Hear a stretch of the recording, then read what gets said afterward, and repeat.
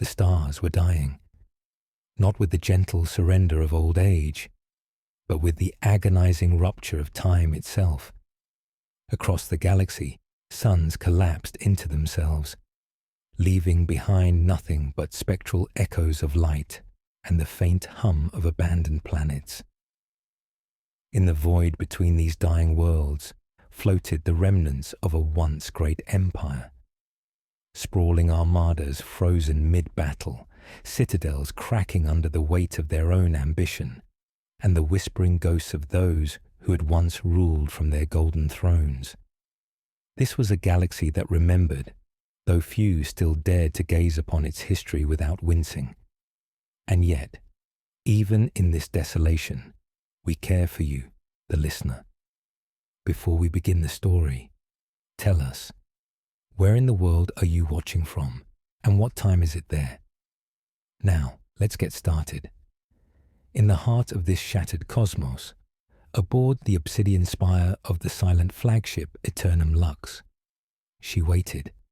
Her gaze stretched past the void, across systems that burned and blackened like the pages of a forbidden tome. She was the Emperor's hidden daughter, a being forged for eternity, yet cursed with the intimacy of mortal perception. Her immortality was not a gift, but a chain, each tick of the eternal clock a reminder that she had outlived the world she once swore to protect. Her name was known only in whispers, Zerachiel, and she carried secrets so potent that entire fleets had vanished for the promise of uncovering them. Today, she faced a choice that had been centuries in the making: obey the commands of a distant, unseen emperor, or follow the pull of her own conscience, dangerous though it might be. The corridors of the flagship were silent save for the subtle pulse of the warp conduits beneath her feet.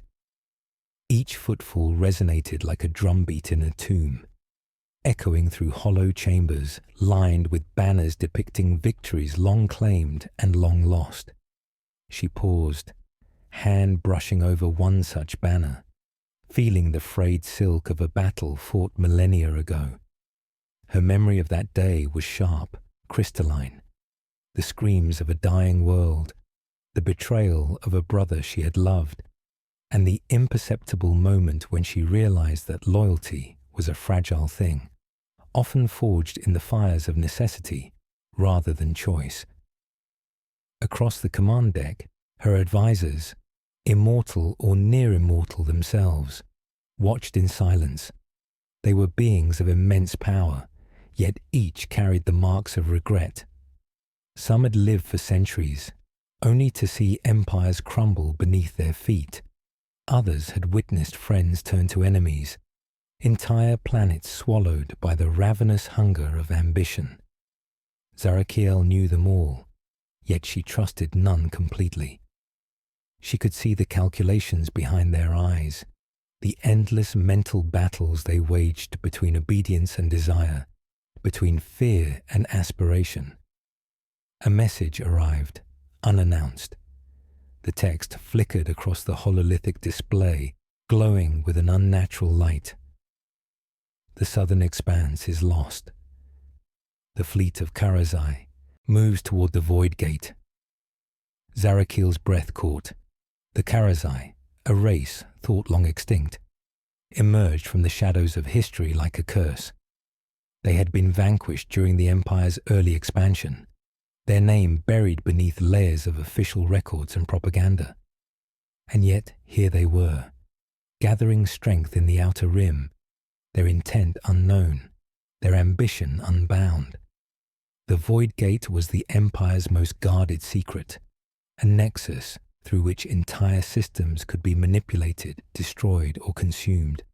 In the wrong hands, it meant annihilation. She clenched her fists, nails biting into the gauntleted fingers.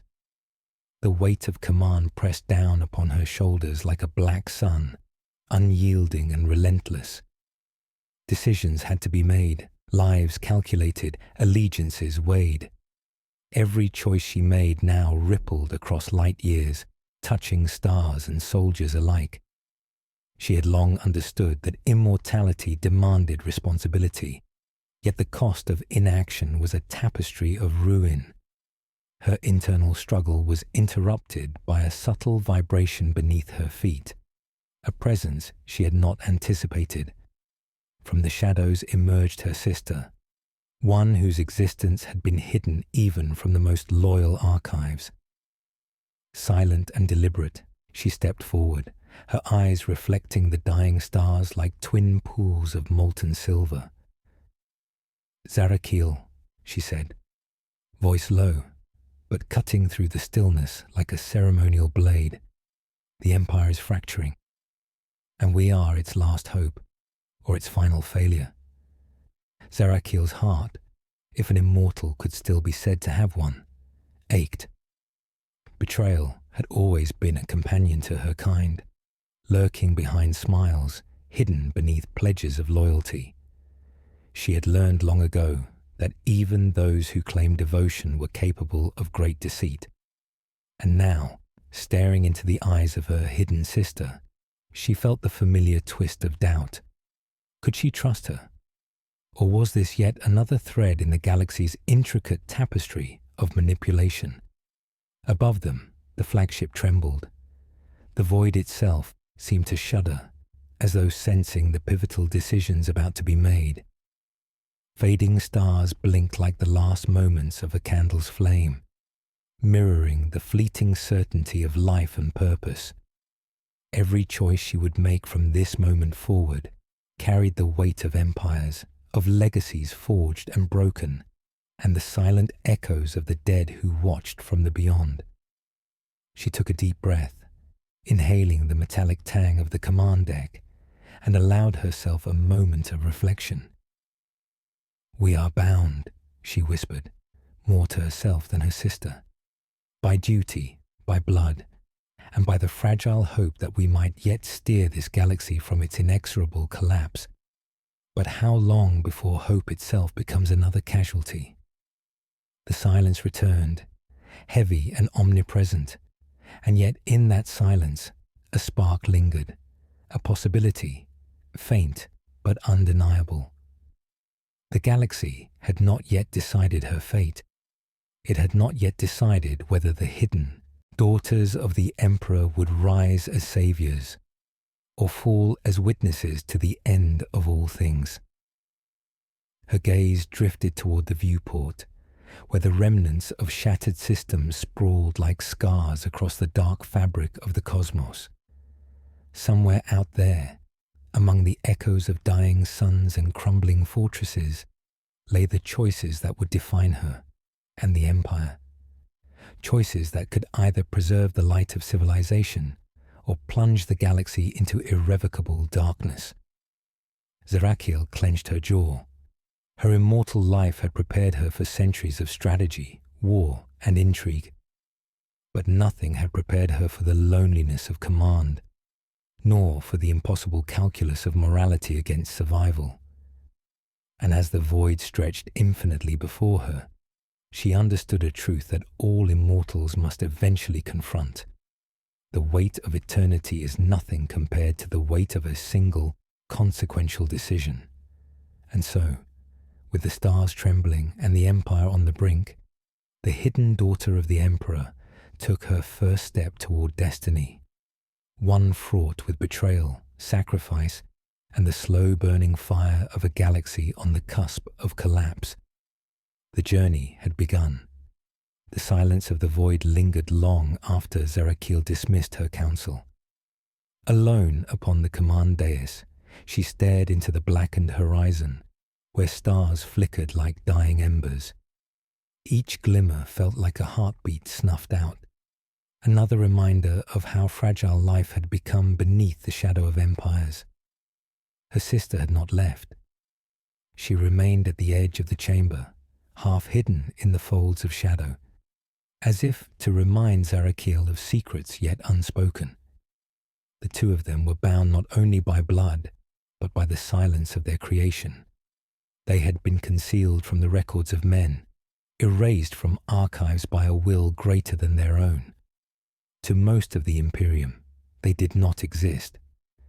Yet they stood now at the fulcrum of history, two hidden daughters caught between loyalty and destiny. "You knew this day would come," her sister murmured at last. Her voice carried none of the warmth of family, only the chill of inevitability. The Karazai were never gone. They waited, as all predators do, until weakness revealed itself. Zarakiel's jaw tightened. She remembered the Karazai not as myths, but as adversaries carved into memory, their fleets swarming like locusts, their leaders speaking in a language of fire and void. She had fought them once, long ago, and believed them broken. Now they returned, not to reclaim worlds, but to strike at the Empire's heart, the Void Gate.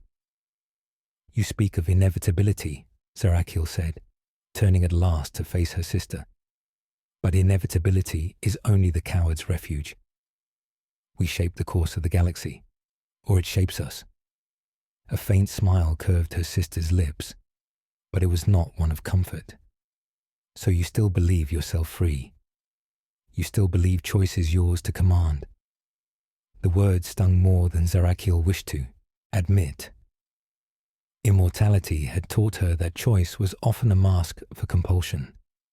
Every decision was framed by the chains of duty, of expectation, of unseen hands pushing one into place.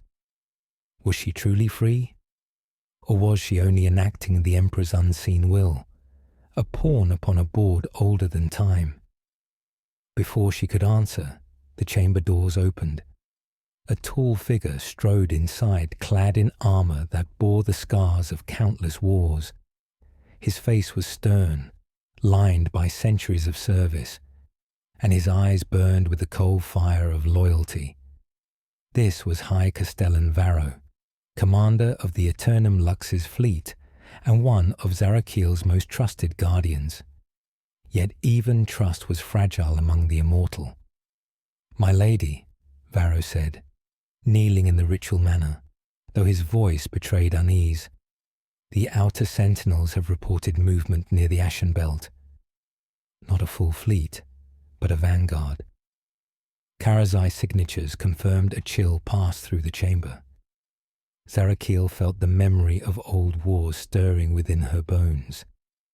The Ashen Belt was no ordinary frontier. It was the graveyard of 1,000 forgotten battles, a place where the remains of broken ships drifted like tombstones across the void. To see the Karazai return, there was no coincidence. It was a message, one etched in ruin. "Prepare the second armada," Zarakiel ordered. "No vanguard moves unchallenged, not in my watch." Varro hesitated. Just a flicker, but enough. His loyalty was unwavering, yet Zarakiel could sense it. Doubt. Doubt not in her strength, but in her judgment. Centuries of serving her had taught him that her choices were not always aligned with the Empire's cold necessities.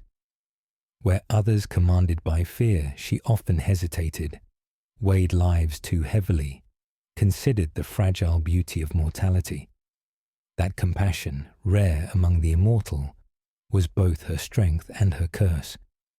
"My lady," Varro began carefully, "our reserves are thin. To divide the fleet now risks leaving the gate exposed. We cannot defend every front." Zarakiel's sister stepped from the shadows, her silver eyes gleaming. "And so the cracks appear. Already your loyal dogs question you. Already they see the Empire's seams unraveling enough." Zarakiel snapped, though the word lacked its usual steel. She felt the weight of Varro's doubt pressing against her will, amplified by her sister's mocking presence. For a moment, she wondered if perhaps they were right. Perhaps her compassion was weakness, her hesitation a danger to all she swore to protect. She dismissed Varro with a nod, though his eyes lingered longer than they should have. When the chamber was empty, save for the sisters, Zarakiel spoke again, her voice quiet. "Do you see it then? The way loyalty bends, the way even the most faithful begin to fracture under strain. Her sister approached, placing a hand lightly upon her arm. Betrayal is not the opposite of loyalty, sister. It is its inevitable evolution. Those who serve long enough will one day turn against their master, not always out of malice, but because the weight of obedience corrodes the soul. Zerachiel shuddered, not from fear of her sister, but from the truth she carried. She thought of Varro's hesitation, of the advisors whose silence masked judgment, of the countless soldiers who whispered in the lower decks. She thought of herself, and the way doubt had begun to hollow her resolve. If betrayal was inevitable, then perhaps she too would one day betray. The stars beyond the viewport flared briefly, then dimmed again, as if the galaxy itself echoed her turmoil. In their light, she saw memories.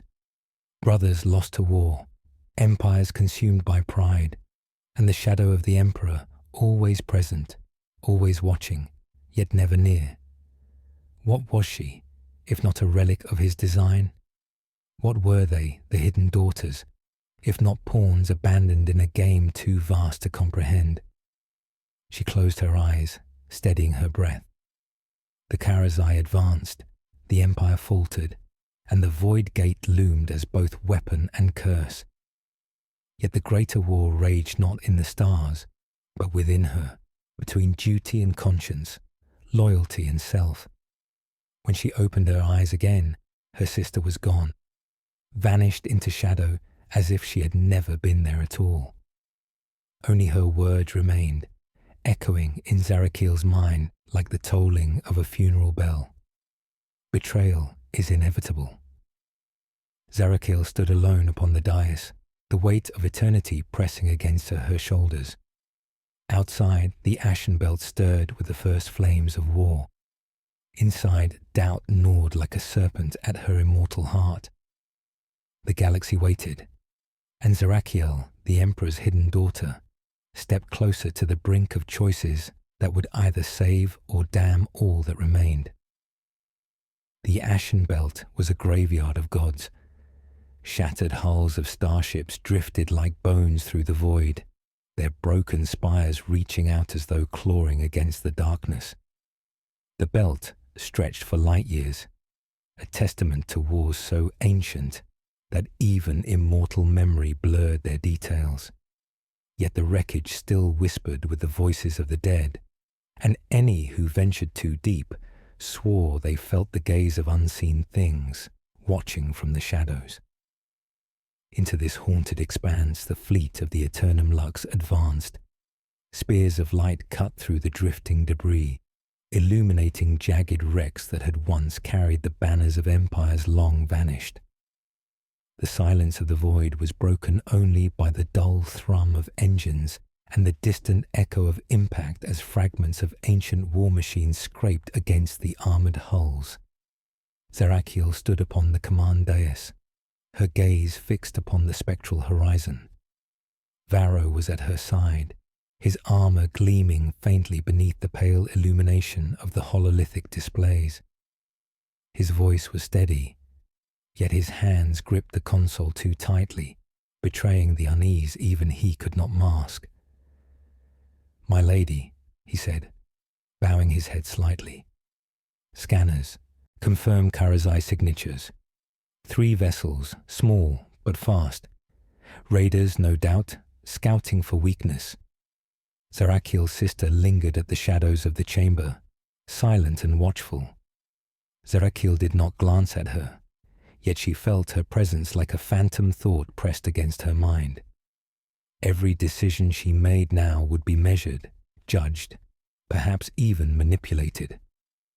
"Open channels," Zerachiel commanded. Her voice echoed across the chamber, steady, but touched by the faintest tremor of anticipation. Let us see what these ghosts of history dare to say. The hololithic field shimmered. At first, only static. Then, from the haze, emerged the figure of a Karazai warlord. His features were sharp, almost skeletal, his flesh drawn taut against an angular skull. His eyes burned with an inner flame, and his armor seemed carved from obsidian itself, etched with symbols that pulsed with unnatural light. When he spoke, the words carried both venom and sorrow, as though every syllable was a wound reopened. "Daughter of a false god," the Karazai said, his voice a rasp across the static. "We remember your empire. We remember the burning of our worlds, the chains, the silence forced upon us. Did you think time would erase us? Did you believe eternity belonged only to you?" The chamber fell silent. Zarakiel's advisors shifted uneasily, but no one dared speak. Only Varro's hand tightened further upon the console, his knuckles white against steel.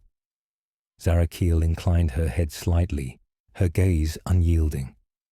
"You were broken once. You will be broken again.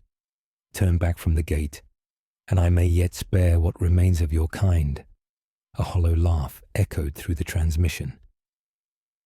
"Spare?" The Karazai leaned closer, his burning eyes widening. "You speak of mercy, yet your empire has known only conquest. You wear the mask of compassion, but behind it lies the same hunger that devoured galaxies. No mercy is yours to give. The gate will open, and through it, we will rise anew." The transmission cut. Silence filled the chamber once more, heavy and suffocating. Varro turned sharply towards Zarakiel. "My lady, give the word. We can strike now, crush this vanguard before their fleets gather. If we hesitate, they will swarm us. We cannot allow them to reach the gate." Her sister stepped forward, voice smooth as glass. "And yet, if you strike first, you confirm their accusations.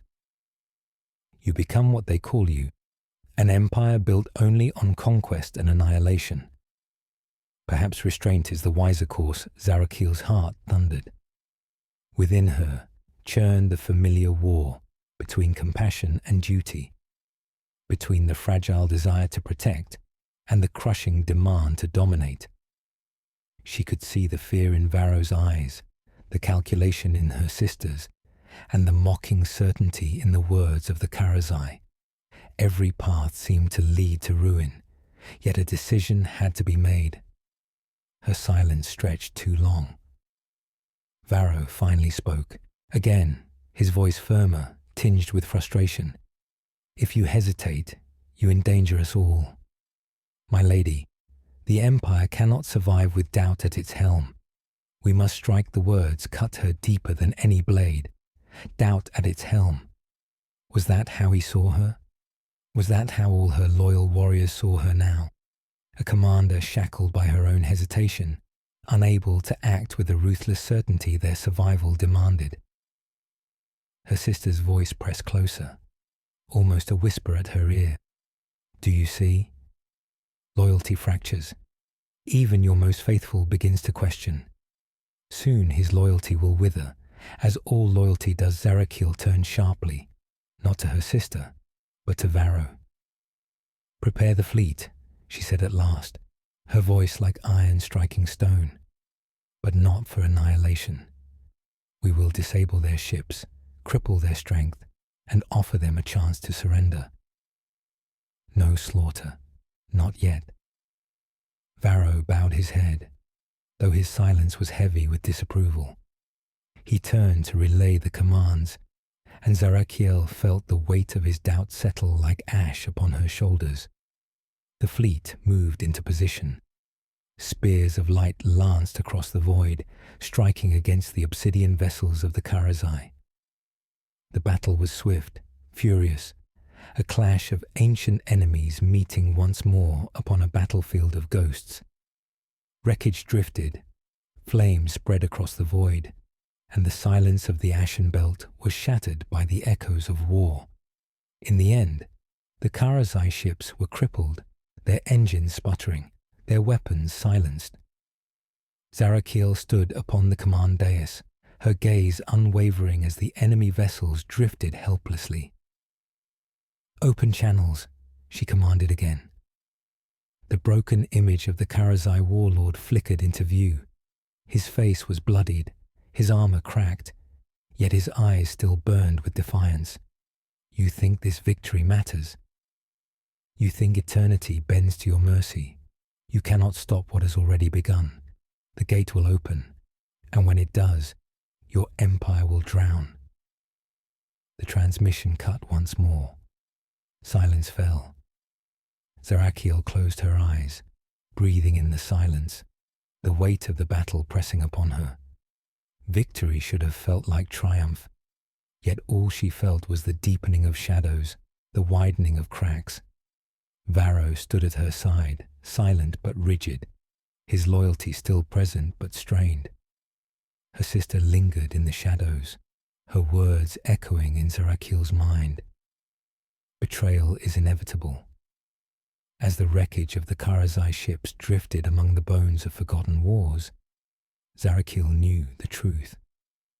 This battle was not the beginning of triumph. It was the first toll of a bell that would ring across the galaxy, heralding betrayals yet to come. And in her immortal heart, she felt it. The fall had already begun. The return to the Imperial Heartworld should have been triumphant. The fleet had defeated the Karazai raiders, crippled their vanguard, and secured the Ashen Belt for the moment. Yet when Zarakiel's vessel descended through the skies of the capital, the atmosphere was not one of victory. It was one of suspicion. The spires of the city stretched like blades into the heavens, their obsidian and gold reflecting the pale sun. But the streets below were hushed. Citizens gathered in clusters whispering, their eyes wide with fear rather than celebration. Rumors moved faster than truth. Rumors that the daughters of the emperor were not saviors but usurpers, beings who had lingered in exile too long and returned only to bring ruin. Zarakiel walked the marble halls of the imperial citadel with her head high, but every echo of her footsteps seemed too loud, too hollow. Her sister moved like a shadow behind her, silent yet constant, a phantom presence gnawing at her mind. Varro followed at her right, his armor polished, his stance disciplined, but Zarakiel felt the quiet distance in him. He did not walk beside her as a friend. He marched behind her as a soldier bound by duty, not trust. The High Council awaited her in the throne chamber. 12 figures, robed and adorned with sigils of authority, sat in a crescent beneath the looming statue of the emperor. Their faces were veiled in gold-threaded masks, but their voices were sharp as daggers. "Lady Zarakiel," one intoned, his voice deep, resonant, "you return from the Ashen Belt claiming victory. Yet the void speaks otherwise. The Karazai whisper of an awakening. The gate stirs, and in your mercy you spared them." A murmur rippled through the chamber. Words like mercy and hesitation carried weight, twisted to sound like weakness. Zarakiel's jaw tightened. "I spared them because mercy is not weakness. Mercy is strength. Annihilation breeds only vengeance. Mercy allows for peace." Another counselor leaned forward, her mask catching the light. "Peace? Do you believe peace exists in this galaxy? For 10,000 years we have known only war. The Empire is not held together by compassion, but by fear, by strength. Your hesitation endangers us all." The word struck deeper than any lance. Zarakiel could feel the shift in the chamber, the subtle lean of the counselors toward doubt. Even Varro, standing at her side, was silent, his eyes fixed upon the floor. He did not defend her. Her sister's voice whispered like silk against her mind. "See, they do not trust you. They never will. They will strip you of power, piece by piece, until you are nothing. Only I will remain. Only I will not betray you." Zarakiel clenched her fists. She wanted to silence the whisper, to deny its truth, but she could not. The council's leader rose, His mask bore the sigil of the sun, a mark of the emperor's chosen. You are a daughter of the emperor, but you are not the emperor. Do not forget your place. This empire survives by the will of the council, not by the whims of one who thinks herself above consequence. The chamber's silence was suffocating. Zarakiel felt the weight of every gaze, every doubt, pressing upon her shoulders. To defy them openly would fracture the empire. To submit would break her spirit. It was Varro who finally spoke, his voice steady but low. "My lady, perhaps it would be wise to show strength, to prove beyond doubt that your will is unshaken. A single decisive act could silence their questions." The council murmured approval. Zarakiel turned toward him, her heart clenching. His words were loyal, yet they carried a different edge. He did not speak to defend her compassion. He spoke to validate her ruthlessness. He was drifting toward them, not her. Her sister's presence pressed closer, like cold breath on her neck. Even he will leave you. Even he will betray you. They all will. Zarakiel raised her head. "Very well. If the council doubts me, then let them witness my strength. Summon the warlords. Summon the banners. We march upon the gate itself." Gasps rippled through the chamber. Even Varro stiffened. The councillors bowed, some in satisfaction, others in fear, and the session ended. When the chamber was empty, Zarakiel remained alone upon the dais, the statue of the emperor looming above her. His stone eyes stared down, unblinking, unyielding, as though judging her with eternal silence.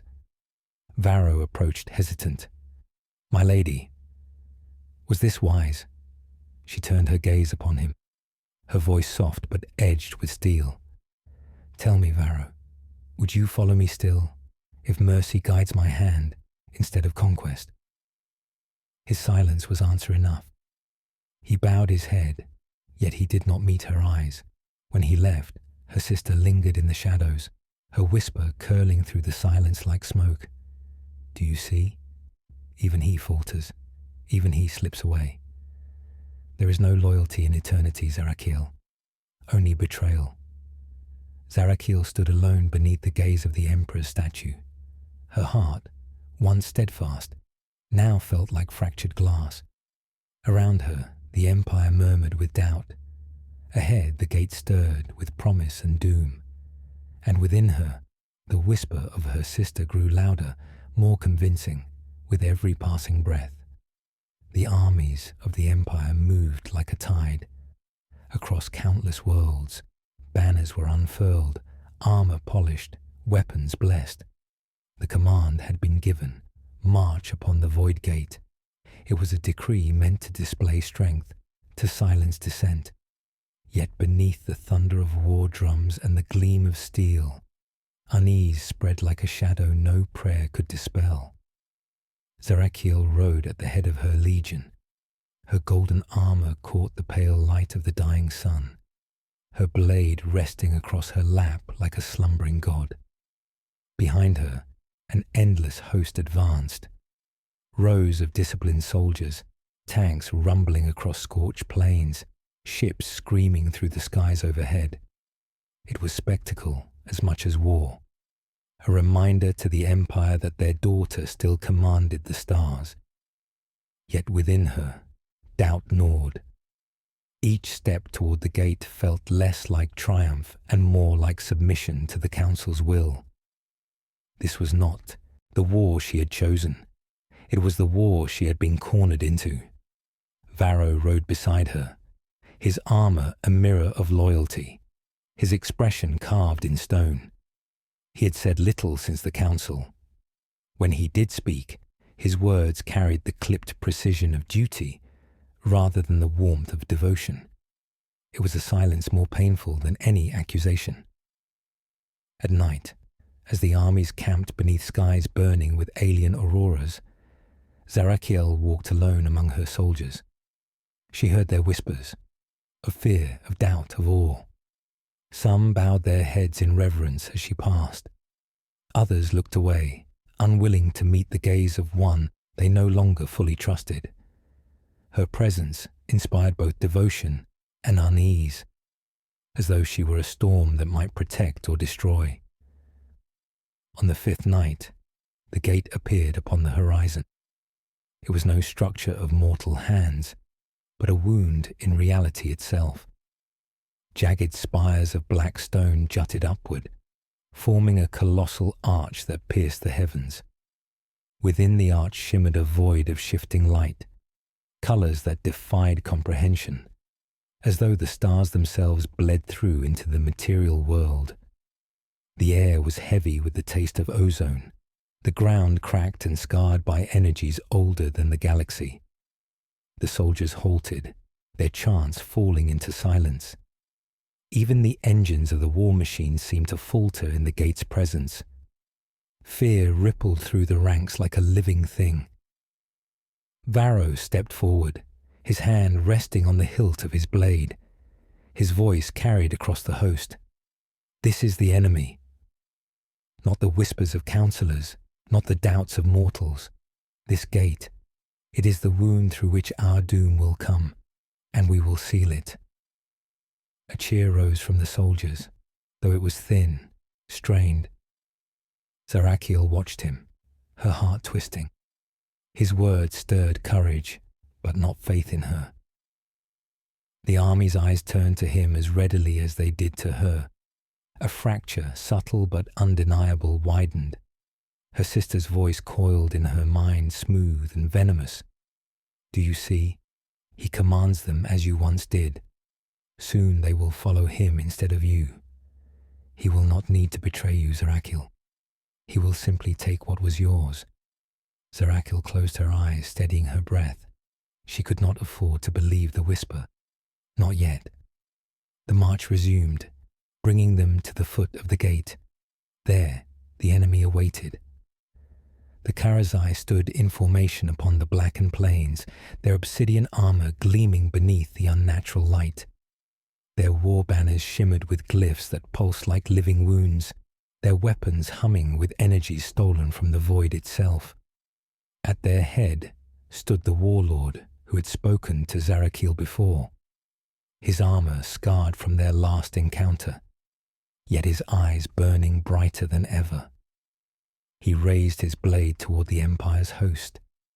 His voice thundered across the battlefield. "You come to seal the gate, yet you cannot even seal the fractures in your own empire. You march not as one, but as rivals. Daughter of the false god, look beside you. Your own champion doubts you. Betrayal is already at your side." The words struck like arrows. Zarakiel felt her soldiers shift uneasily, their gazes flicking between her and Varro. Varro drew his blade, its edge gleaming. "Ignore their lies. They seek only to divide us." His voice was fierce, unwavering. Yet when Zarakiel looked into his eyes, she saw the hesitation buried deep within. The warlord's words had not missed their mark. The armies clashed. The battlefield erupted in fire and steel. The Empire's tanks roared, unleashing barrages that shattered obsidian ranks. The Karazai surged forward with unholy speed, their weapons tearing through flesh and armor alike. War machines collided, titans of metal falling into ruin upon the blood-soaked earth. Zarakiel fought at the vanguard, her blade cutting arcs of light through the enemy. Each strike shattered armor, each step crushed foes beneath her might. She was a storm incarnate, her presence rallying her warriors even as chaos swirled around them. Varro fought at her side, his shield intercepting blows meant for her, his voice crying commands that held the line together. Side by side, they were unstoppable. Yet even in the heat of battle, Zarakiel felt the chasm widening between them, not of skill, but of trust. Hours passed. The plains became a graveyard of the fallen, and still the gate loomed, untouched, its void light pulsing stronger with every death spilled upon the soil. At last, the Karazai warlord stood before them. His blade clashed against Zarakiel's, sparks and shadows flying. His voice was a roar of triumph and prophecy. "Strike me down, daughter, and you will see the truth. Every death feeds the gate. Every act of war brings it closer to awakening. You are not sealing it. You are opening it." Zarakiel faltered, her heart recoiling. Could it be true? Was this march, this war, exactly what the gate demanded? The warlord's blade pressed harder. Betrayal surrounds you.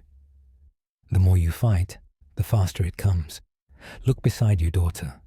Ask yourself, will your champion's blade save you, or strike your back?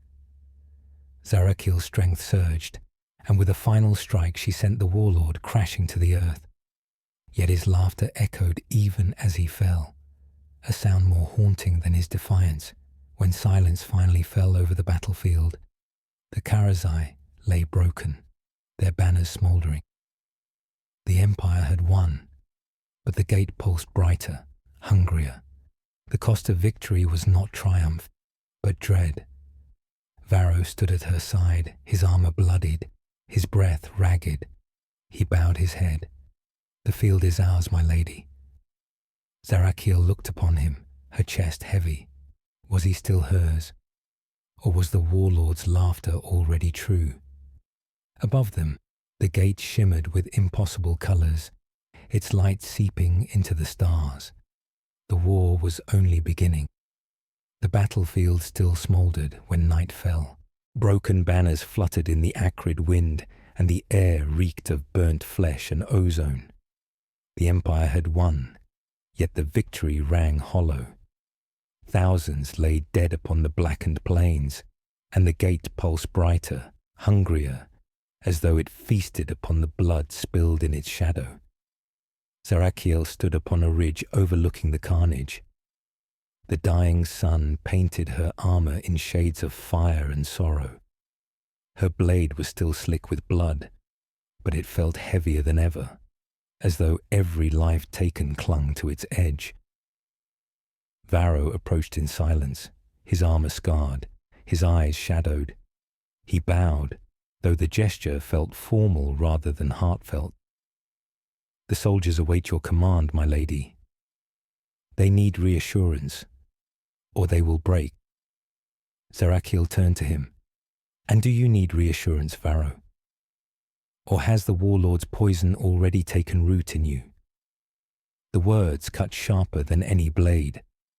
For a moment, she saw the flicker of pain in his eyes before he masked it behind discipline.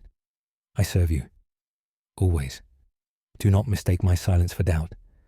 But silence was its own answer, and she felt the distance between them like a canyon carved by war and whispers.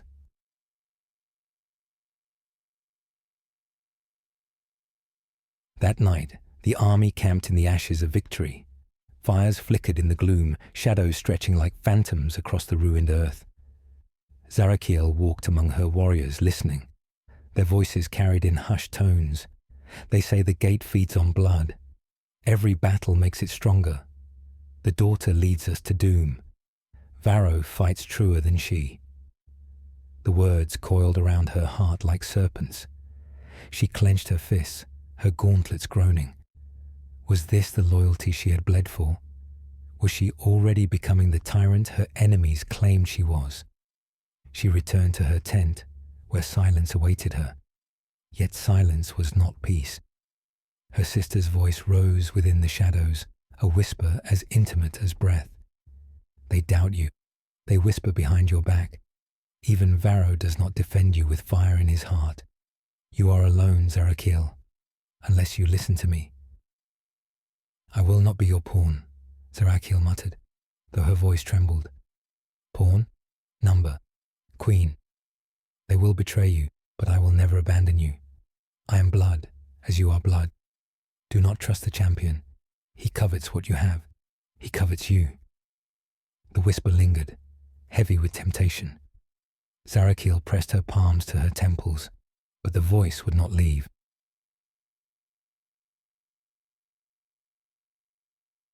On the second night after the battle, a delegation of officers approached her.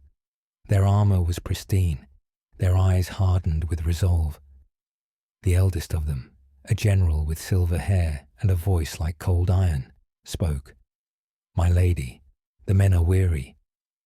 They bled for you at the gate, yet they do not understand the purpose. They fear the gate grows stronger with each victory. Some whisper that you are chosen by it, that perhaps you are its herald, not its bane." The words were poison wrapped in courtesy. Zarakiel's hand twitched toward her blade, but she restrained herself. "What do you suggest?" she asked, her voice low. The general met her gaze unflinching. "Step back. Let Lord Varro command the campaign. His voice steadies the men where yours sows doubt. Serve as our symbol, our light, but let him wield the spear." Silence descended, heavy as a tomb. Zarakiel felt the ground tilt beneath her. They were not asking, they were warning her. When they left, Varro remained behind, his jaw tight. "I did not ask for this," he said quietly. "But you did not refuse it," Zarakiel whispered. His silence was an answer she could not bear.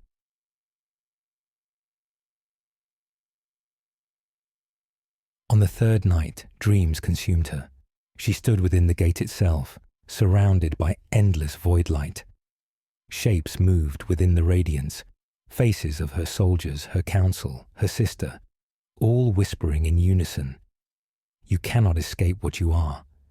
Betrayal is your destiny. To lead is to fall. To love is to be betrayed. At the center of the void stood Varro. His armor gleamed with the gate's colors, his blade dripping with her blood. He smiled, not with malice, but with sorrow. When she woke, her hands trembled.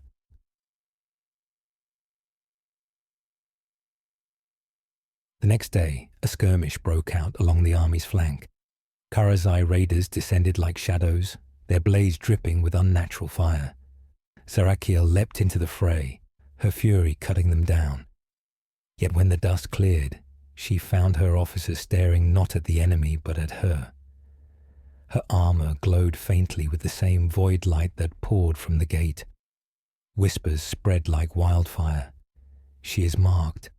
She is chosen. She is becoming what she fights. That night, Zarakiel sat alone beside the corpse of a fallen starship, the cold metal echoing with memories of past wars. Varro approached, his voice soft. "Let me carry this burden with you. Whatever is happening, let me share it." She looked at him, searching his face for truth, for loyalty, for love. Yet all she saw was hesitation. And in that hesitation, the seed of betrayal bloomed. Her sister's whisper came again, louder, sweeter. "He will betray you, as all mortals do. But I will never leave. I am your only truth." Tears stung Zarakiel's eyes, though she refused to let them fall. She turned away from Varro. "Leave me," she said. For the first time, he obeyed without protest. Above the camp, the gate pulsed brighter than ever. It seemed to watch her, to hunger for her. And deep within, Zarakiel felt the first cracks of madness forming. The war had ceased to be against the Karazai alone. It was a war for her soul. The march from the gate was silent, not with discipline, but with fear. Thousands moved as one, yet no song, no chant, no prayer stirred the air. Where once Zarakiel's armies had been bound by zeal, now they were tethered by uncertainty. Every soldier carried whispers in their heart, and every whisper carried the same poison. She is marked. The gate still shimmered behind them, its void light staining the horizon like a second sun. Even at a distance, its hunger could be felt, a pressure behind the eyes, a whisper in the blood. Zarakiel felt it most keenly, as though invisible chains bound her spirit to its glow. Her armor still bore the faint radiance of that light, And though she had tried to conceal it beneath cloth and shadow, the eyes of her soldiers missed nothing. At dusk, Varro called a halt. The army encamped upon a barren plateau, its rocks scarred by ancient battles. Fires lit the plain, but the light did little to banish the chill that crept into every heart. Zarakiel withdrew to her pavilion, yet even here the voices reached her. Officers argued in hushed tones outside her tent. She bleeds with the gate's light. She cannot be trusted, Varro steadies the men. He should lead careful. She still hears everything. The words seared her ears. Her hands trembled as she reached for her blade, not to strike them, but to reassure herself that something remained constant. Cold steel, unchanging, loyal in ways mortals never were. Varro entered, the firelight glinting off his helm. He removed it slowly, his face gaunt from sleepless nights. "They are restless," he said simply. Zarakiel turned to him, her eyes shadowed by exhaustion. "Restless? They are faithless. They look at me and see corruption. And when they look at you, they see salvation." Varro's jaw tightened. "I never asked for that." "No," she whispered, stepping closer, her voice trembling with anger and despair. "But you did nothing to refuse it." His silence was the worst answer of all. The following day, the sky split open. From the void above descended a fleet of blackened ships, Karazai war vessels, their hulls inscribed with living runes that writhed as though in pain. They struck without warning, their weapons screaming fire across the encampment. Explosions consumed the plateau. Soldiers scrambled for formation, their banners torn and trampled. Zarakiel rushed into the chaos, her blade blazing with golden fire that clashed against the void steel of her enemies.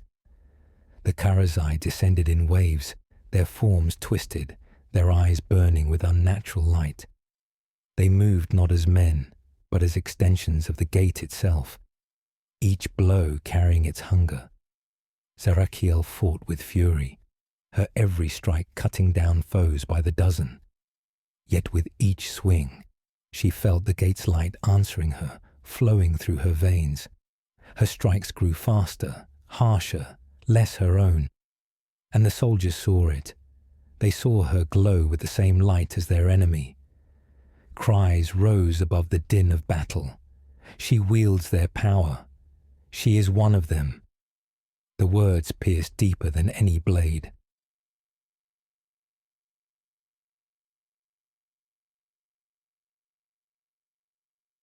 Varro fought at her side, shield raised, his commands cutting.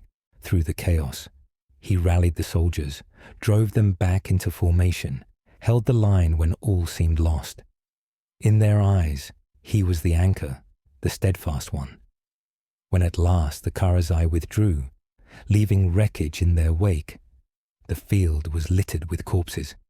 Smoke curled into the sky, blotting out the stars, and the whispers returned, louder than ever. "She saved us, but at what cost? Her power feeds the gate. Varro should lead." Zarakiel heard every word.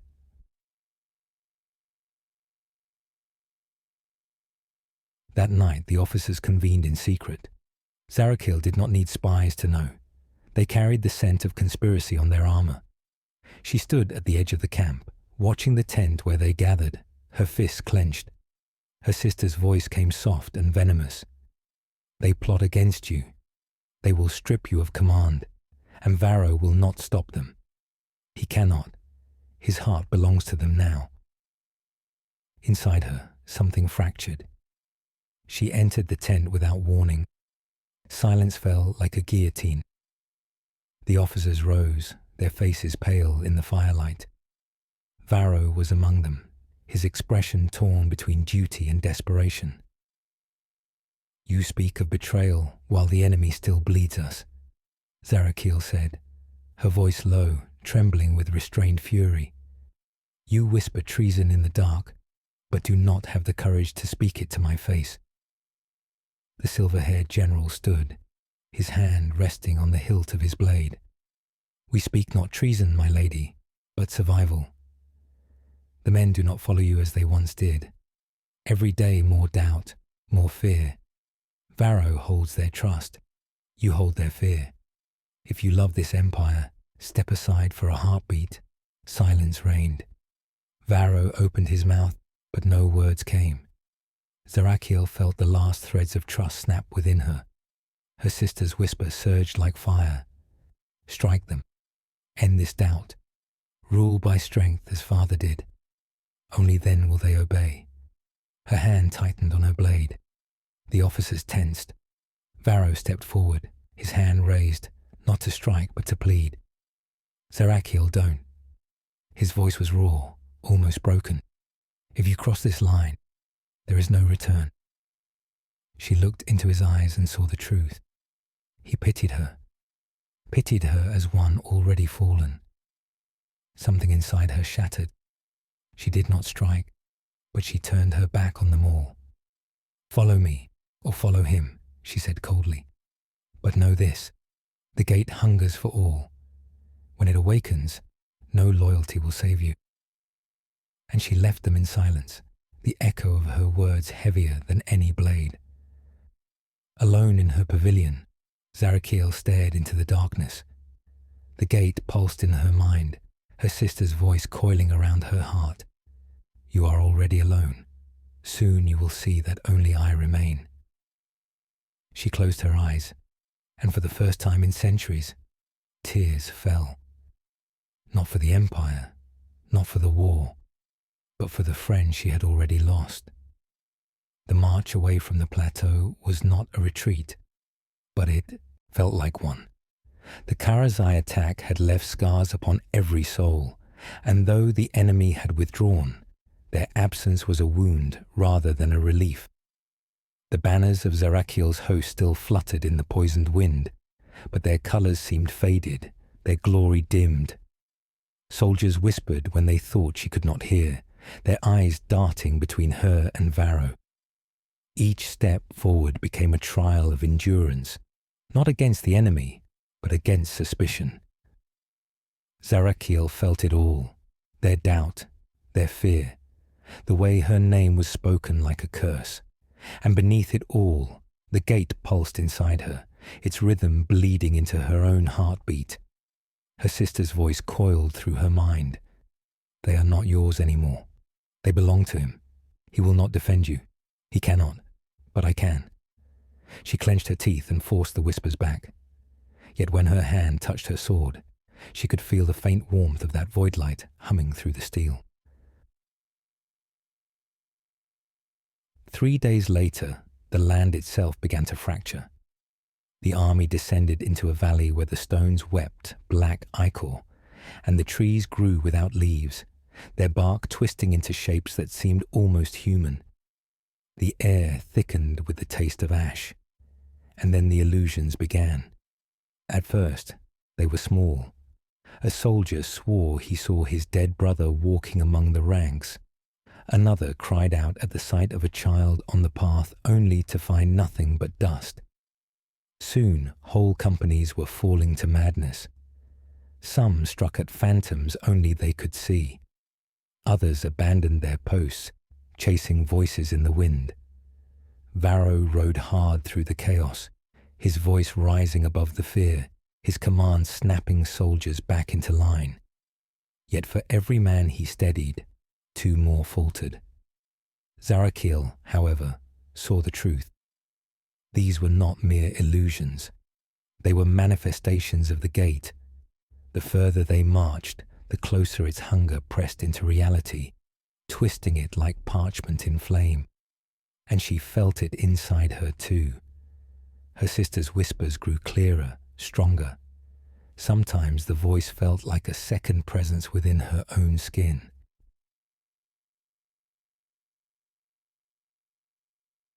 On the 4th night, the army camped upon the broken plain. No fires burned, flames sputtered and died when lit, as though the air itself despised light. Soldiers huddled in silence, their eyes wide, their prayers hollow. Zarakiel stood apart, staring into the dark horizon. There, in the distance, the gate's glow trembled like a beacon. She had turned from it, marched away from it, but still it followed, a ghost upon the edge of the world. Varro approached, his armor dulled with soot, his eyes ringed with exhaustion. For a long moment, neither spoke. Finally, he said softly, "They will not last.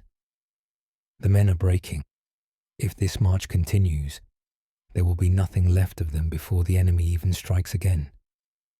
Zarakiel's voice was bitter. "And yet they still look to you." His silence was answer enough. She turned to him, anger and sorrow entwined.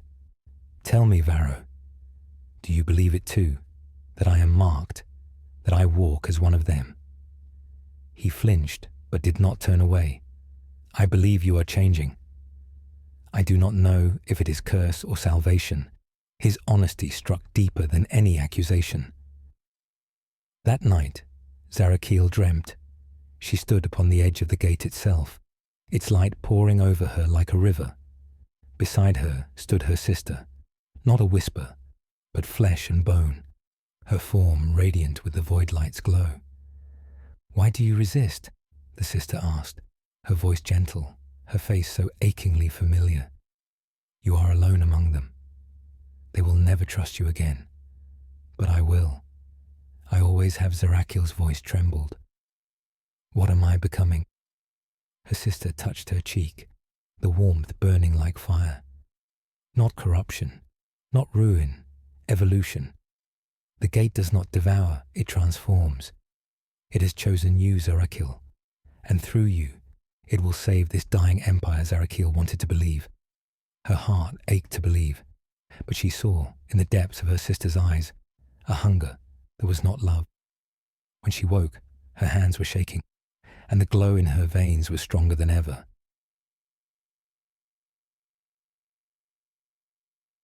At dawn, the breaking point came. A company of soldiers, ragged and half-mad from the illusions, laid down their arms. Their captain stepped forward, his voice hoarse. "We will not march into death for a cursed commander. If Varro leads, we will follow. If not, we go no further." The words spread like wildfire. Murmurs turned to shouts, shouts to cries of rebellion. Hundreds gathered, their weapons lowered but their voices fierce. Varro tried to calm them, raising his hands, speaking reason. But every word only fanned the flame. All eyes turned to Zarakiel, waiting for her response. She stood tall, her blade at her side, the faint glow of the gate still bleeding from her armor. For a long moment, she said nothing, letting the silence grow heavy. Then her sister's voice whispered, "This is the moment. Bind them to you, or break them. Show them fear, if they will not give you love." Her fingers tightened on her sword. She could end this rebellion in blood, claim her authority with terror, become the weapon her sister urged her to be. The power thrummed inside her, eager, waiting. But Varro's eyes met hers, steady, pleading. Not for himself, not for power, but for the men. And in that fragile heartbeat, Zarakiel hesitated. The rebellion did not end that day. It simmered, a wound left open. Some soldiers still followed her, others clung to Varro. The host had not shattered entirely, but the fracture was visible, widening with every step. The gate's glow loomed closer now, though they had marched away from it for weeks, as though the world itself bent to ensure its shadow never left them. And Zarakiel, alone in her heart, felt the choice tightening around her like a noose, to embrace the power her sister promised, or to lose everything she had sworn to protect. Either way, something would break. The valley narrowed into a chasm of obsidian cliffs, jagged and black against the ash-colored sky. For weeks they had marched in this shadowed labyrinth, where no wind stirred and no bird dared to cry. The gate's glow remained ever at the edge of sight, like a dying sun that refused to set, no matter which direction they turned. The army was unraveling. Soldiers moved as if in chains, their eyes sunken, their voices hollow. Bands of deserters slipped into the night and were never seen again. Some claimed they heard voices calling them into the dark. Others swore they saw their families beckoning from the cliffs. No one believed they would return. Zarakil felt the rot in every step. It was not merely fear, not merely hunger. It was the gate's presence pressing against their souls, stripping away their resolve. Her veins burned with it, her sister's voice ever closer, ever sweeter. At times, she wondered if she still marched among mortals at all, or if she had already crossed into some liminal space, half theirs, half her sister's. Varro kept the remnants together through sheer force of will. He rode among the ranks by day, speaking words of steel, reminding them of oaths, of banners, of the Emperor's name. At night, when despair crept deepest, he sat beside their fires, even when those fires would not burn, even when the darkness seemed too thick to pierce, and told them of victories past. He bore their faith like Atlas bore the heavens, but even Atlas could stumble. The breaking point came in the canyon of Weeping Stone. It began with whispers, soldiers muttering that Varro should take command, that Zarakiel's cursed glow was leading them to damnation. By nightfall, the whispers became chants. By dawn, hundreds stood in open defiance, their weapons lowered, but their intent clear. At their head stood Captain Kalen, a veteran scarred by a dozen campaigns. His eyes, once loyal, now burned with fevered certainty. "We will not follow her into the abyss," he declared, his voice echoing from cliff to cliff. "We followed a daughter of the Emperor, but she is no longer one of us. Look upon her. Look at the light in her veins. That is not his gift. It is their corruption. If we continue, we march not toward victory, but into the maw of damnation." The army roared in agreement. Zarakiel stepped forward, her blade at her side, her armor faintly alive with the gate's pulsing glow. She saw the terror in their eyes, the way they recoiled from her presence. She wanted to speak, to plead, but the words turned to ash on her tongue. And then her sister whispered, "Show them what you are. Show them they cannot defy you. Bind them not with love, but with awe, with fear, with truth." For a heartbeat, Zarakiel hesitated. Varro's gaze found hers across the gathering, storm filled with silent warning. If she unleashed what boiled inside her, there would be no return. But then Captain Kalen spat upon the ground before her. "You are a plague upon this host, Zarakiel. Step aside, or be cast down, the world stilled." And Zarakiel surrendered. The power burst from her like a floodgate torn apart. Her eyes burned with white fire. The veins in her skin blazed with void light, casting the canyon in an unholy glow. When she drew her sword, it hummed with the resonance of the gate, its edge haloed in a light that was not of this world. The rebels faltered, their cries choked to silence. Some dropped to their knees, clutching their heads. Others stumbled back, weapons falling from nerveless hands. Captain Kalen raised his blade, but his courage was ash before her radiance. Zarakiel's voice rang out, not entirely her own, layered, doubled, carrying her sister's tone within it. "You would defy me? You would turn from the blood of the Emperor? I am his daughter, born of his will, forged in his light, and more. I am chosen by the power you fear, chosen to deliver you from ruin. Look upon me and despair, or kneel and be saved." The cliffs themselves shuddered. Stones split and bled black ichor. Shadows twisted into shapes too monstrous to name. The air was alive with a sound like weeping and laughter entwined. Half the host dropped in terror, bowing their heads to the ground, begging for mercy. The other half screamed and fled, scattering into the canyon's depths. Only Varro stood his ground, though his face was pale, his hand tight on his sword hilt. Zarakiel's gaze found him. For a moment, she thought he would draw steel against her, but he did not. He simply looked at her as one might look at a dying star, awed, sorrowful, helpless. And in his silence, she realized the truth. The army was hers now, not by loyalty, not by faith, but by fear. When the light faded and the silence settled, Kaelan lay broken upon the ground, his body twisted, his blade shattered. Whether she had struck him or the gate had claimed him, Zarakiel did not know. Perhaps both. The men who remained knelt before her, trembling, their eyes wide with dread. They did not chant her name. They did not raise their banners. They simply obeyed. And in the distance, the gate's glow pulsed stronger, as though it had tasted its first true victory. That night, Zarakiel sat alone, her sword across her lap. Her hands shook as she stared at the glow that seeped through her skin. She wanted to weep, but no tears came. Her sister's voice wrapped around her like a cloak. You see, they are yours now. You need only embrace what you are, and soon all the stars will kneel as they have knelt. This is only the beginning.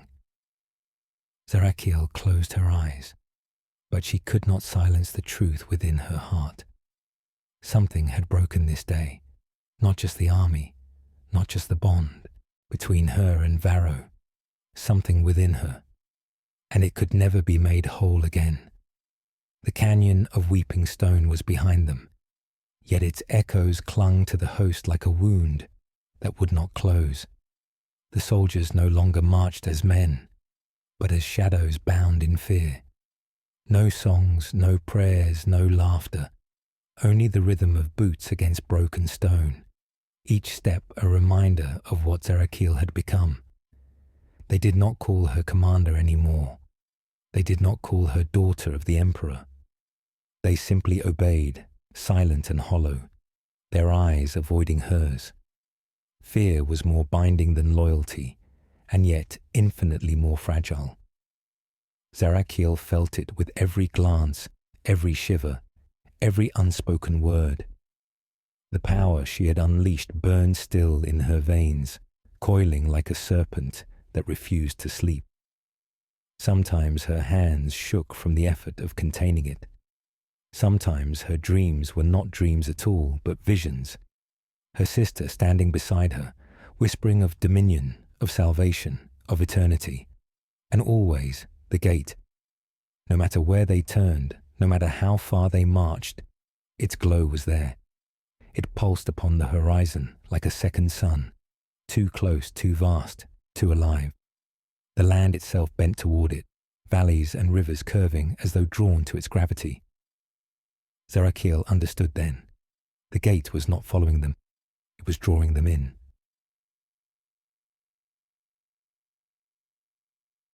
On the 6th night after Kaelan's death, a storm rolled across the valley, but the rain that fell was not water. It was ash, fine, black, and bitter, covering armor and skin like the dust of graves. The soldiers huddled in silence beneath its weight. Some scraped at their faces as if to peel it away, as if it burned deeper than flesh. Others sat motionless, eyes vacant, their spirits already broken.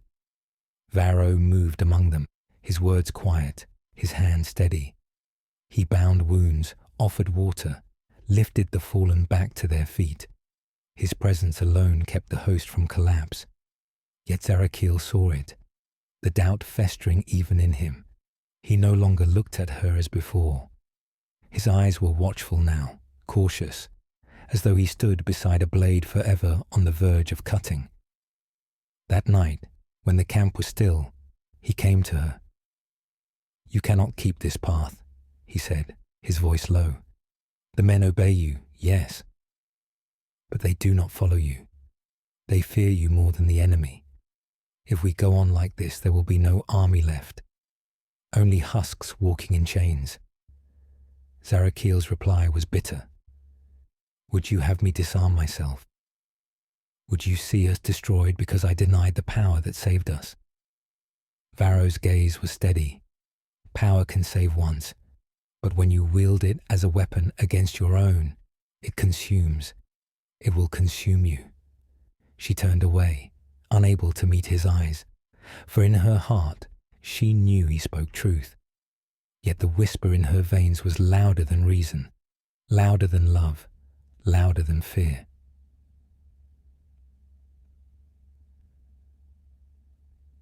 Two days later, the gate revealed its face.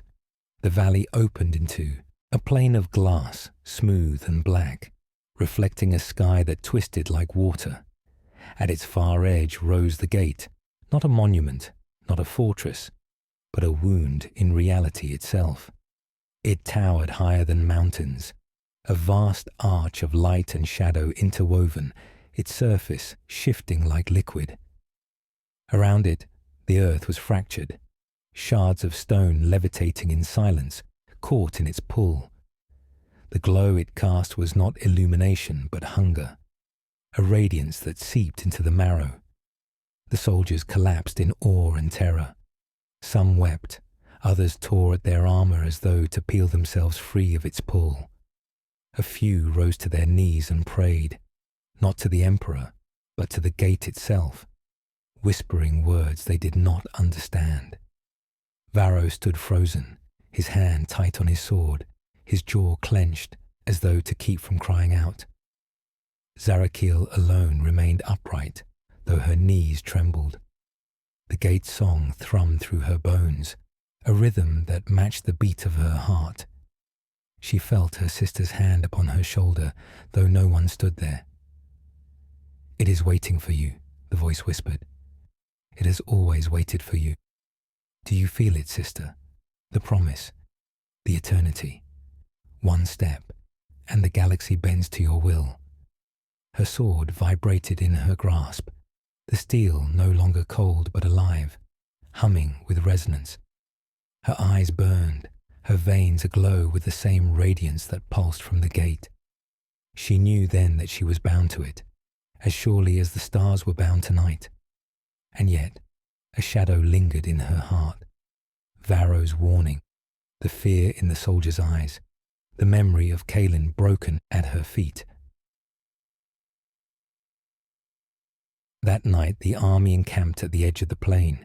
None slept. The gate loomed too close, too vast, too alive. Some sat in silent prayer, others in fevered whispers. A few were dragged away screaming, their minds already claimed. Zarakiel did not rest. She stood at the border of the glass plain, staring at the gate until her vision blurred. The light seemed to reach for her, tendrils of brilliance weaving through the dark, beckoning. Behind her, footsteps, Varro again. "If you enter that thing," he said quietly, "we will never see you again. Not as you are, not as Zarakiel." She turned to him, her voice trembling.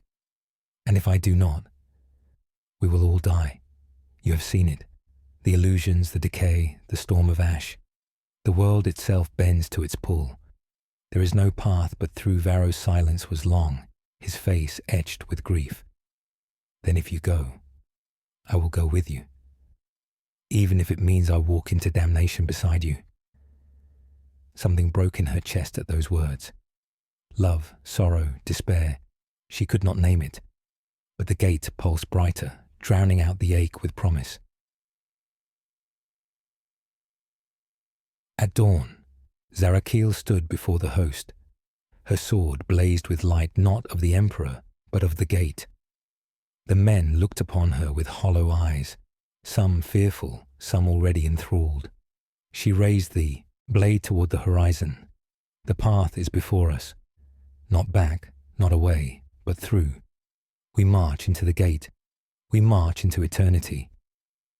A murmur swept the host, a tide of terror and awe. Some fell to their knees, Others whispered her name as though it were a prayer. Varro stood at her side, silent, his expression unreadable. And before them, the gate pulsed once more, vast and eternal. Waiting. The Imperium of man has always thrived on its contradictions. Faith and machinery. Law and cruelty. Mercy and fire. Yet nowhere is this paradox more stark than in the chamber where silence reigns. Far below the hallowed floors of the imperial palace, where the whispers of the past still cling to the stone, there exists a sanctum only a handful of souls have ever seen. It is not marked by banners or hymns. No incense burns here. No golden statues rise to proclaim glory.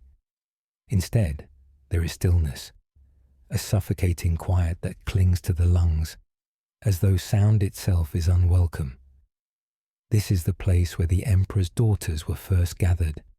Not all of them, not those born into noble dynasties or lifted from the bloody sands of war.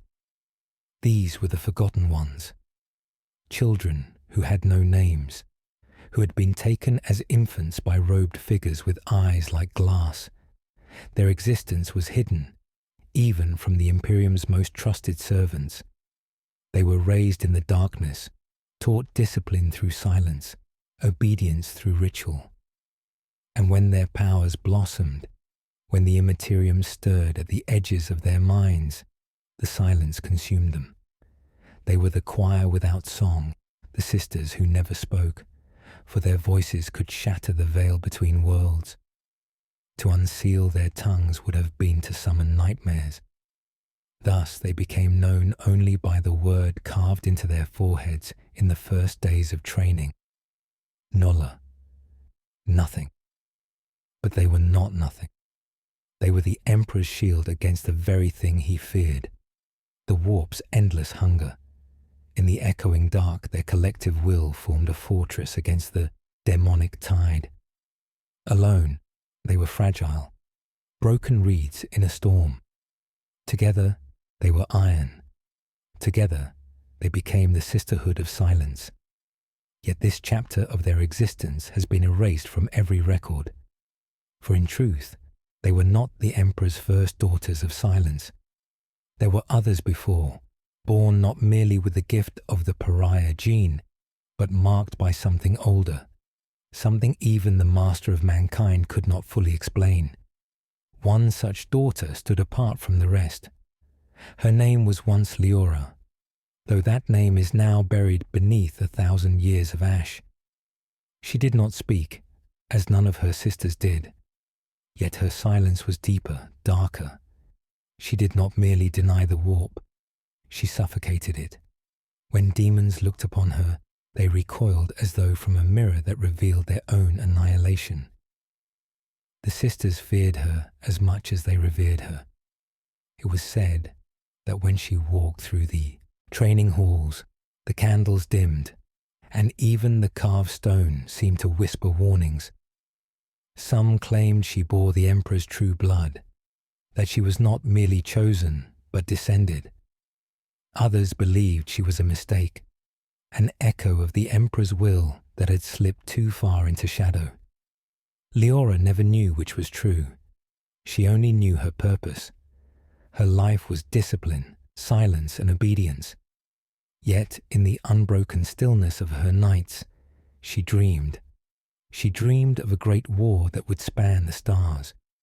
She dreamed of men clad in ceramite, their voices raised in chants of death. She dreamed of the Emperor, not as a father, but as a figure of endless flame, his face both merciful and cruel. And she dreamed of herself, alone, standing on a battlefield of corpses, with nothing but silence to shield her. The dreams haunted her, but she never spoke of them. She could not. No one could. The oath of silence was more than ritual. It was binding. Still, the Emperor knew. He always knew. He visited her chamber once, in the dead of night. His golden form illuminated the walls like dawn breaking upon stone. Yet his face was shadowed, unreadable.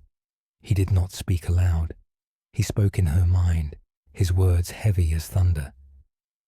"You are my daughter," he told her, "but you are also my weapon."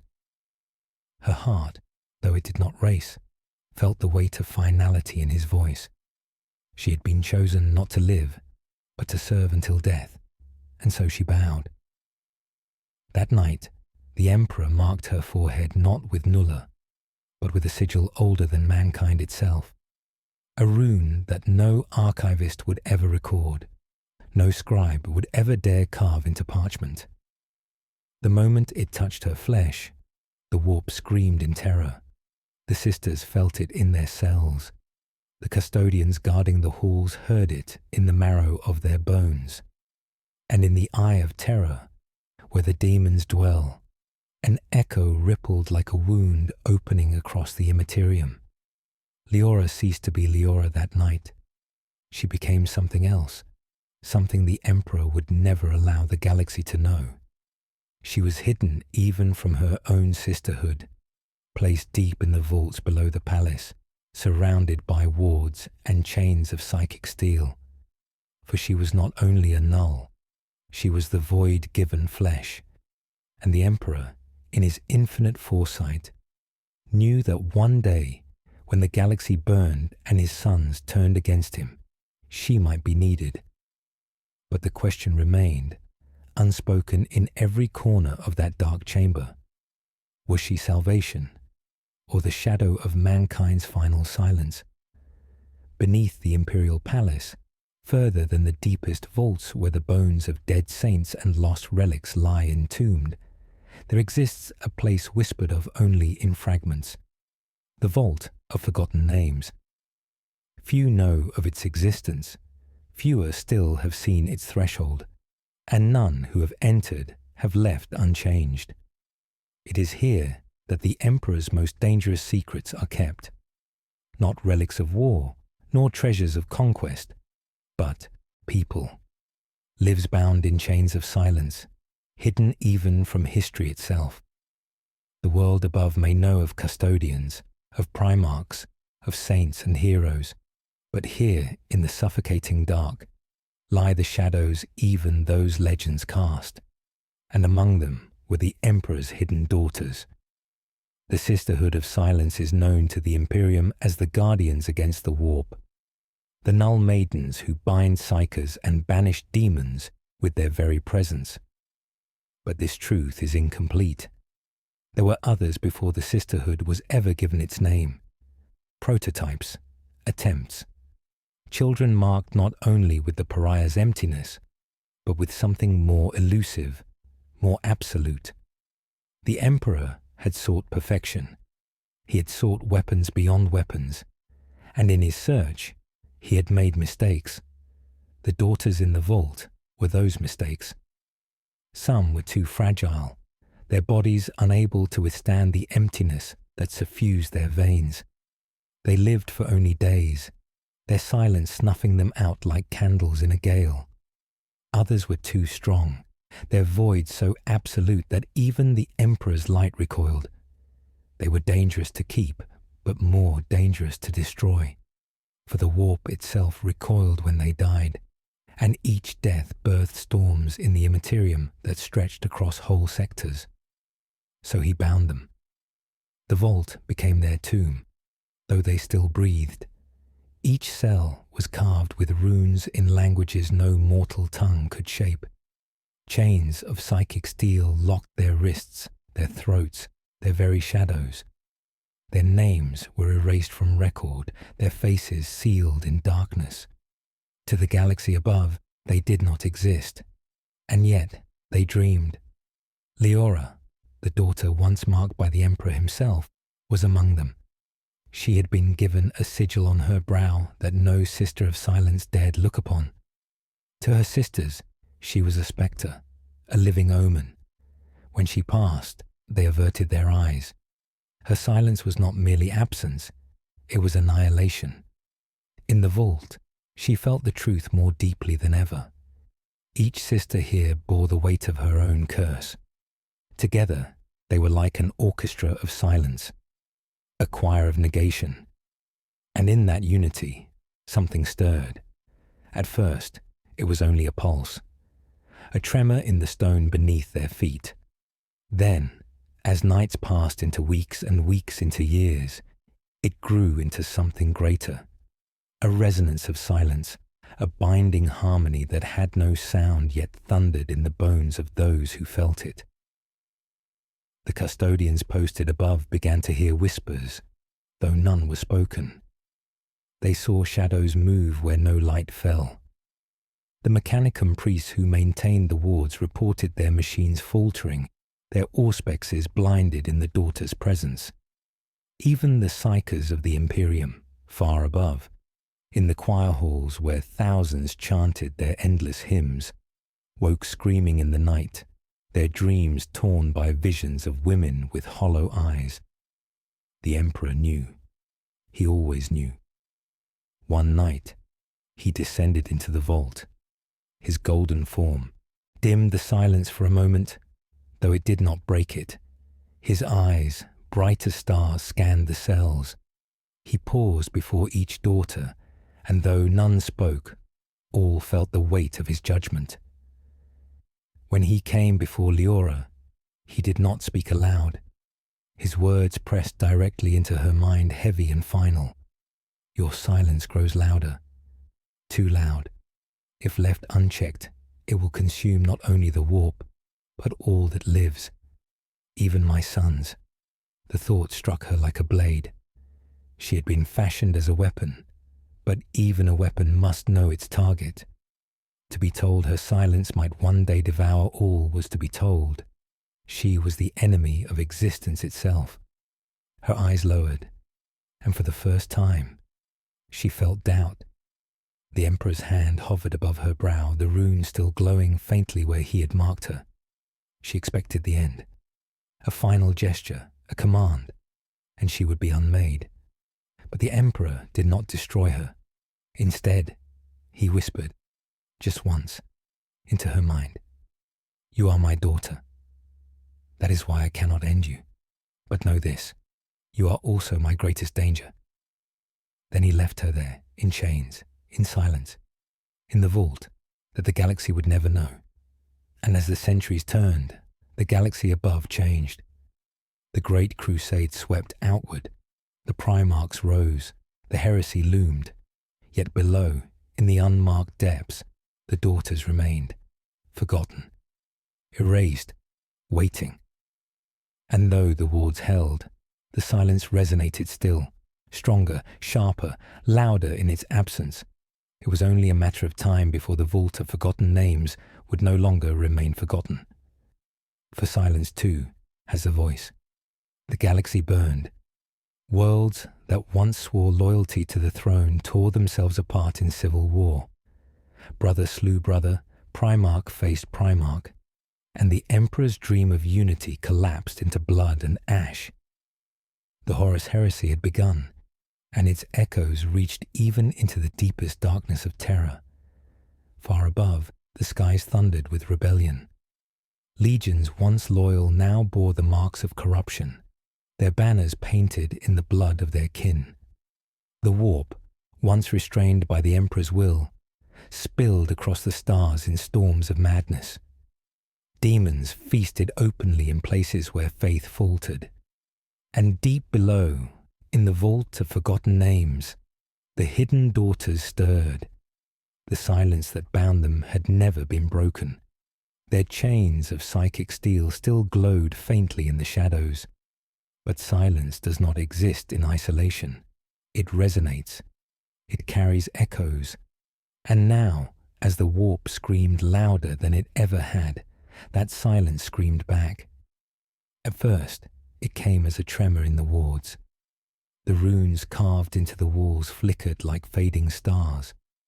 The custodians who kept vigil at the outermost gates began to feel a pressure they could not name, a heaviness in their lungs, a weight in their blood. One by one, their auspex readings turned to static. Their vox systems failed.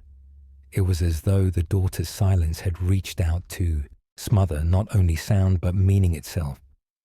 Leora felt it strongest. Her dreams were no longer dreams. They were visions, sharpened by the galaxy's fall. She saw Horus, once noble, his eyes now pools of black flame. She saw Primarchs torn between loyalty and betrayal, their legions cast into slaughter. She saw the Emperor himself upon the golden throne, his light burning brighter and dimmer at once. And through it all, she heard whispers in the silence, not voices, not words, but shapes in the emptiness. The warp recoiled from her, yet in its recoil, it revealed itself. She saw the demons howling at the edges of the materium, their forms contorted, their hunger endless. And they feared her. Even in her chains they feared her. Her sisters too began to change. The forgotten daughters who had once been bound in isolated stillness now pulsed together like a living heart of negation. Their silence overlapped, interlocked, amplified. It was no longer merely the absence of the warp. It was a weapon, one that throbbed in time with the war tearing the galaxy apart. The custodians petitioned the Emperor. Some begged that the vault be sealed forever, its inhabitants left to rot, lest their silence unmake not only demons but men. Others argued they could be unleashed, weapons of desperation in an hour of doom. The Emperor listened, but he did not decide. He left them bound, yet closer than ever to awakening. For he knew the truth. To use them would be to risk everything, but to ignore them would be worse. One night, though night had little meaning so deep below the palace, the wards cracked. It was not a sound, but a sensation, like a fracture running through the marrow of the world. The chains did not shatter, but they trembled, their glow dimming as if the daughters' silence were drinking in their light. Leora opened her eyes. For the first time in centuries, she felt the pull of air on her lips. Her sisters stirred in their cells, their heads lifting, their hollow eyes glimmering faintly in the dark. None spoke. They could not, but the silence spoke for them. In that silence was unity. In that silence was defiance. In that silence was war. Above them, the heresy raged. The siege of terror drew nearer with each passing day. The traitor fleets were already massing. The Emperor prepared his defences. The custodians sharpened their blades. The sisters of silence gathered in their chambers, ready to march into fire. And below, in the vault of forgotten names, the hidden daughters waited. The galaxy did not know them. History would not record them. Yet they would be there when the walls shook, when the traitors clawed at the gates, when demons poured forth from the warp in endless waves. They would rise, not as saints, not as warriors, but as silence given form. And Leora knew, with the weight of prophecy pressing against her chest, that her choice would shape not only the war, but what came after. Was she a shield to smother the warp and protect mankind? Or was she a blade to cut away not only demons, but the very voices of humanity itself? The silence offered no answer. It only grew louder. The siege of terror had begun. From orbit, the traitor fleets blackened the void. Their guns spat fire that shook continents, and the void shields of the Imperial Palace groaned under the onslaught. The skies above Holy Terror split with storms of ash and flame, while the warp pressed close, its demonic tide eager to pour through every fracture in reality. On the walls of the palace, the defenders stood. The Imperial fists lined the battlements in grim silence, their golden armor streaked with soot. The custodians wielded their halberds as extensions of their souls, unbending despite exhaustion. Sisters of silence advanced like shadows, their presence stripping the courage from demons and traitors alike. But even as the walls held, deep beneath them, another storm broke. In the vault of forgotten names, the silence became unbearable. It was no longer passive, no longer still. It surged like an unseen ocean, pressing against the chains, gnawing at the wards carved by the Emperor's own hand. The daughters were no longer content to wait. They had become a chorus, their negation woven into one terrible song. Leora sat in her cell, her head bowed, her eyes closed. But within her, the galaxy roared. She felt the traitors battering the walls above. She felt demons clawing at the edges of reality. She felt the Emperor himself, his brilliance torn between the war without and the secret war within. And she felt her sisters, hundreds of them, awakening together. For the first time since their imprisonment, the silence broke. Not with words, but with action. The chains shattered, not with sound, but with absence. They dissolved into nothingness, erased by the daughters' combined will. The wards flickered, their carved symbols extinguished as though drowned in a sea of negation. The custodians stationed near the vault fell to their knees, gasping as the silence poured outward, pressing against their lungs, choking their thoughts. The hidden daughters stepped forth. Their eyes burned not with flame, but with hollow brilliance, the absence of warp light, the denial of demonic form. Their very presence warped the chamber, smothering every spark of psychic resonance. Vox lines went dead. Auspexes turned to static. The air itself felt heavy, as though reality was collapsing inward. Leora raised her head. Her gaze was calm, but her heart thundered. For centuries she had been still. For centuries she had wondered if she was shield or blade. Now the time to wonder was gone. The palace above trembled with each strike of Horus's guns. The walls shuddered. Men screamed, demons howled, and the Emperor's chosen fought and bled. The daughters ascended from the depths, their silence flowing with them like a rising tide. On the walls, the defenders saw the impossible. Traitor, psychers who had summoned demons felt their powers ripped away, their throats silenced mid-incantation. The creatures they had birthed from the warp shrieked as their forms unraveled, collapsing into smoke and ash. Even the traitor Astartes faltered, their fury dimmed by the crushing emptiness that radiated from the daughters. The loyalists felt it too. To fight in their presence was to be suffocated, to feel one's thoughts dulled, one's emotions smothered. But though it drained them, it spared them as well. Where silence fell, the warp could not. Leora walked among them, her sisters beside her. The custodians bowed their heads in grim recognition, though unease lingered in their eyes. Rogul Dawn himself, stalwart master of defense, turned to watch as the hidden daughters joined the battle. He neither welcomed nor rejected them. He simply accepted, for terror bled, and all blades were needed. The traitors came in endless waves. Sons of Horus, word-bearers, world-eaters, their banners torn and dripping with the blood of their kin. They hurled themselves at the palace, their war cries echoing like thunder. And yet, where the daughters walked, those cries faltered. Where they raised their hands, demons withered. Where they gazed, psychers wept blood and fell. But the cost was terrible. For every demon silenced, a mortal soul withered nearby. For every warp-born flame extinguished, a loyal warrior's courage dimmed.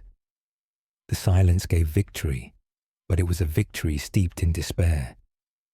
Leora felt it pressing upon her. She saw the Emperor's defenders glance at her with fear as well as gratitude. She saw the custodians tighten their grips on their weapons, not sure whether she was ally or threat. She saw Rogul Dawn's jaw harden, his voice cold as stone. Hold the walls, whatever the cost. Even if the cost is you. Her sisters heard it too, though none replied. They could not. Their silence was their reply. And so the battle raged. The palace shook. Blood ran in rivers across its steps. The daughters walked through it all, their silence swallowing cries of terror and rage alike. Yet in her heart, Leora knew this could not last. They were no longer forgotten. They could no longer remain hidden. Their existence had been revealed, and with it, the Emperor's most guarded secret. Would they be remembered as saviors, or condemned as abominations? No answer came, only silence. Above them, the sky split with fire. The vengeful spirit, Horus's flagship, descended through the void, its guns glowing like suns. The final act approached, and Leora knew, when the walls finally shattered, she and her sisters would face their true fate. The walls had fallen. The siege of terror reached its dreadful climax. The traitors poured through the broken gates of the imperial palace, their banners of rebellion snapping in the wind, their war cries mingling with the screams of the dying. Blood washed across marble floors once polished for triumph, and the sky itself was aflame with the light of orbital fire. At the heart of this apocalypse, the hidden daughters walked their final path. Leora stood among her sisters, their eyes hollow beacons of absence, their silence spreading like a tide across the battlefield. Demons shrieked and withered wherever they passed. Psychers clutched their skulls in agony, and the warp recoiled as though seared by a starless void. Yet the silence was not mercy.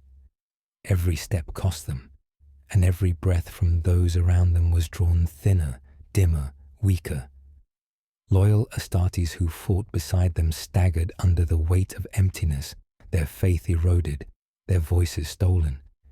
Even the custodians, golden guardians of the throne, looked upon the daughters with suspicion, their halberds ready not only for demons, but for what walked beside them. Still the battle raged, and still the daughters endured. High above, aboard the vengeful spirit, the Emperor and Horus clashed. The galaxy itself seemed to hold its breath, caught in that duel of father and son, light and darkness, destiny and ruin. None in the palace could see the throne room of Horus, yet all felt it. The warp shook, the materium groaned, hope and despair tore at each other like rabid beasts. And then, silence. A silence deeper than any the daughters had ever known. The Emperor had struck his son down, but the cost had been everything. A psychic scream ripped through the galaxy, echoing through the warp, a cry of victory drowned in grief. Horus, war master of the traitors, lay destroyed, but the Emperor, the master of mankind, was broken, his mortal frame shattered beyond repair. He was carried back to the palace, his body ruined, his light flickering like a dying sun. The daughters felt it in their marrow. Their silence faltered. For centuries they had been bound, hidden, chained in darkness. Now they had risen, revealed, unleashed. But with the Emperor struck down, with his voice stilled and his will fractured, their purpose wavered. Were they shields or blades? Were they to be guardians of mankind or executioners of its faith? The custodians came for them. Their halberds gleamed in the firelight, their eyes hard as obsidian. They had no orders, only instinct. The Emperor was silent. The war was not over. And here stood the daughters, walking paradoxes, weapons that unmade not only enemies but allies. Rogel Dawn himself strode through the ruin, his armor scarred, his face carved in grief. He looked upon the daughters, his jaw set like stone. He spoke no accusation, no judgment. He merely said, "The Emperor is gone.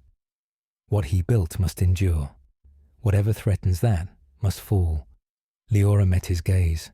Her heart was heavy with visions, worlds yet to burn, legions yet to betray, the long war stretching endless into the future. She saw the Emperor upon the golden throne, his life sustained only by endless sacrifice. She saw the Imperium hollowed into a corpse, worshipping a god who could no longer speak. And she saw herself and her sisters erased from history, not slain in battle, but smothered in silence, their memory stricken from record, their existence denied, not because they were traitors, but because they were truths too dangerous to endure. She did not resist. None of them did. The hidden daughters lowered their heads. Their silence grew soft, not the crushing tide that unmade demons, but a whisper, a fading sigh. One by one, the custodians raised their blades. One by one, the sisters fell, their absence swallowed by the roar of war, their legacy consumed by the fire of denial. Leora was the last. She lifted her eyes to the burning sky, to the broken palace, to the emperor carried to his throne of endless death. She thought of all she might have been, shield, blade, daughter, weapon. She thought of all she had seen, the rise, the fall, the shattering of a dream. And she thought of silence. As the halberd descended, she let it wash over her, not as loss, but as peace. The silence after. The galaxy would never know them. The Imperium would never speak their names. History would move forward, heavy with lies and half-truths. The Emperor would become a god. Horus would become a curse. And the hidden daughters would be less than shadows. But the silence would remember. The silence always remembers.